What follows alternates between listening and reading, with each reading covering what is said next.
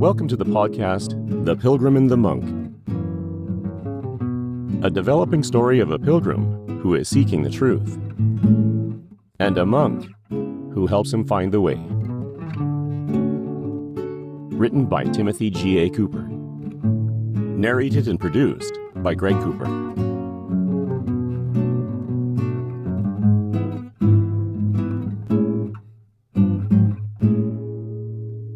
Chapter 165.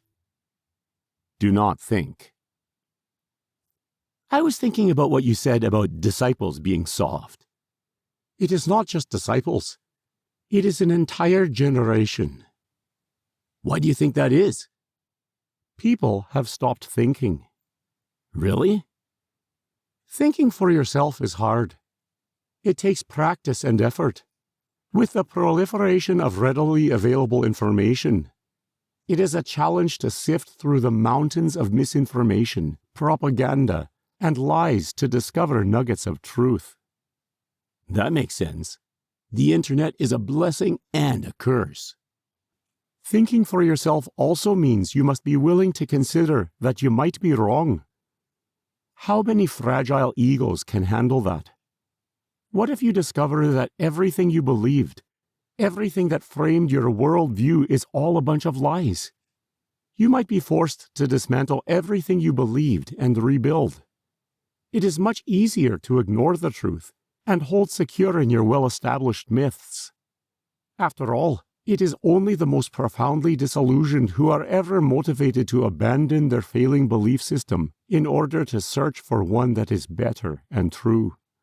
Such a search is impossible unless you are willing to invest in the rigor of thought. Again, it is much easier to insulate our minds with drugs, alcohol, and sex. Those things free us, albeit temporarily, from the nagging discontent that gnaws at the back of our minds. More drugs, more porn, anything to keep me from facing the burden of truth.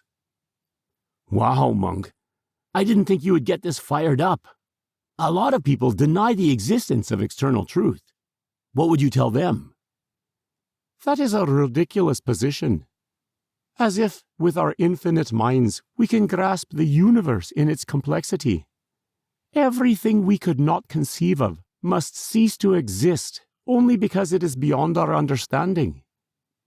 Of course there is external truth. We are just too dim-witted to see it.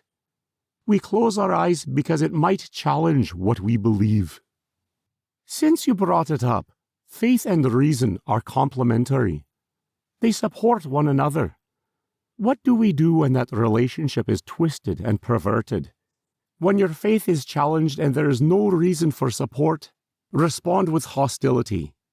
Bathe your words in anger and spew vitriol back at the one who dare challenge you. Let your rage simmer until it becomes hatred. Now you have an explosive concoction, an ideological bomb. Don't you dare engage in self-reflection.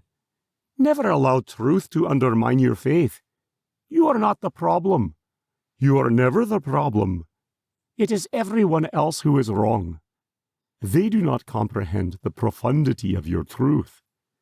They must change to please you, or they must burn. Anyone who challenges you is inferior. Treat them like the subhuman they are.